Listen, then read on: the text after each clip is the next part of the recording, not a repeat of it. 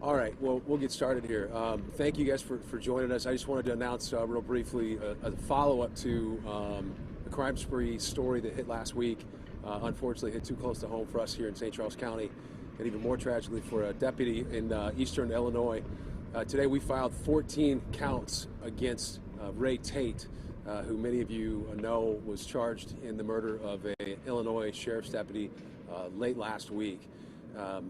Our county became involved in the matter, and we subsequently charged him just today. I want to just briefly describe the background and the details that led to those charges, and I'll answer any questions you guys might have. So back on December 29th, there was a shooting that took place in eastern Illinois in the early morning hours. A deputy was found dead on the roadside. His squad car was abandoned not far from the scene of the shooting on the interstate. A couple hours later, the suspect in that case was found to be in a Quick Trip parking lot in the St. Peters, Missouri area right off the interstate. Apparently what had happened is the suspect, Mr. Tate, had carjacked a semi-truck driver. They pulled over to the Quick Trip to use the restroom. He escorted the semi-driver inside the Quick Trip at gunpoint, although the gun was concealed. He then stole the truck driver's cell phone. The truck driver was able to get away and run to safety. So at that point, the suspect then attempted to carjack an individual in the parking lot at QT, was unsuccessful with that individual's car, moved to another suspect, or I should say victim's car, shot that victim with non-life-threatening injuries, stole that victim's car, which about an hour later was found discarded outside of a business about a mile away in the city of O'Fallon. O'Fallon detectives arrived and were able to pull the surveillance video from the business where the car was found.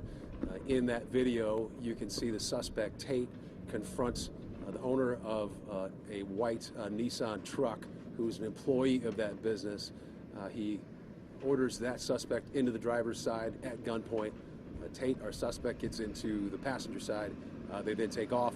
We later found out, a few hours later, they were in a residence across the river in Carlisle, Illinois, which is about 50 miles or so east of here. And that's where the suspect was eventually taken into custody. Our victim, whose vehicle was hijacked, was unharmed, was actually able to escape before the officers arrived. So altogether, we have charged Ray Tate with 14 counts ranging from kidnapping, armed criminal action, robbery in the first degree, assault in the first degree, a couple of other charges that are coincidental to those. We have 11 of those 14 counts. Mr. Tate would be facing the possibility of a life sentence in prison. That's just our piece of the case. I know Illinois has the murder case. I understand that there will be other charges coming from Carlisle authorities, and I also understand that the United States Attorney will be picking up this case on some level. That's about all I have at this point. If you guys have any questions, I'm happy to answer those. Where is Tate currently?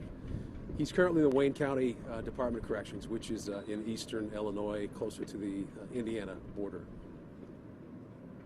So they got a murder case on him over there. When do you think you'll get a hold of him? It's tough to say. So theirs is going to take priority. Obviously, the stakes are much higher.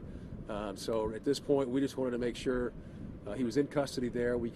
Typically we would have filed this one in custody that day, but since we didn't need to do that, we took a little more time to have our guys make sure they investigated everything. So it could be a long, long time before he sees the courtroom here in St. Charles. Yeah, so you got your foot in the door, but not going to see him for a while. Yeah, not for a while. We wanted to make sure we did our part to keep him held, and that's apparently that's not going to be an issue.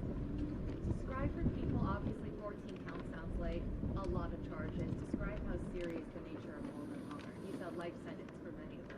Yeah, so of the 14 charges, a handful of them are what we call unclassified, the armed criminal action cases. Those are cases where he could be sentenced from anywhere from 3 to 30 years in prison, which is a life sentence in Missouri. The other Class A felonies, same thing. That's the vehicle hijacking, the robbery, the assault first degree. The one thing that I think is sort of remarkable about this, number one, it's remarkable that not more people were killed.